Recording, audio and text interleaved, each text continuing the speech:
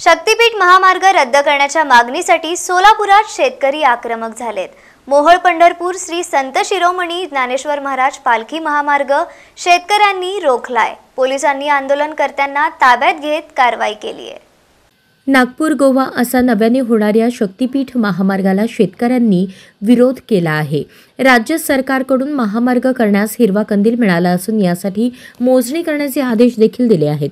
मात्र यानंतर या महामार्गाला जोरदार विरोध केला जात असून राज्यातील 12 जिल्ह्यातील शेतकरी या विरोधात रस्त्यावर उतरत आहेत। त्यानुसार आज देखील सोलापूर, कोल्हापूर, नांदेड, सांगली जिल्ह्यांमध्ये रास्ता रोको आंदोलन करण्यात आले असून परभणीत मात्र महामार्गासाठीची मोजणी थांबवण्यात आली आहे। शक्तीपीठ महामार्ग रद्द करण्याच्या मागणीसाठी सोलापुरात देखील शेतकरी आक्रमक झाले आहेत। यावेळी मोहोळ पंढरपूर श्री संत ज्ञानेश्वर महाराज पालखी महामार्ग शेतकऱ्यांनी रोखला आहे। वारीच्या काळात अत्यंत महत्त्वपूर्ण असलेला श्री संत ज्ञानेश्वर महाराज पालखी महामार्ग शेतकऱ्यांनी रोखल्याने वाहनांची मोठी गर्दी झाली आहे।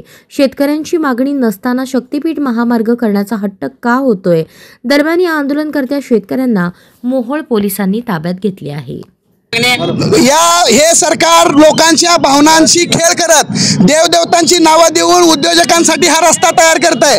पवनार वर्ध्यापासून माहूरगडपर्यंत, नांदेडपर्यंत कोणतंही शक्तीपीठ नाही, कोल्हापूरपासून गोव्यापर्यंत कोणतंही शक्तीपीठ नाही, तरी सुद्धा शक्तीपीठाचं नाव देऊन ही सरकार सप्टेंबर 2024 मध्ये रद्द केलेली भूसंपादनाची अधिसूचना पुन्हा शक्तीपीठाच्या माध्यमातून बाहेर काढतंय। कोणताही शेतकरी अजिबात इंचवरही मागे हटणार नाही। तुम्ही पैशाची प्रलोभनं द्या, तुम्ही आमच्यावर दडपशाही करा, हे शेतकरी काळ्या आईची सेवा करणारे शेतकरी आहे। 1 इंच सुद्धा शेतकरी यातनं मागे हटणार नाही।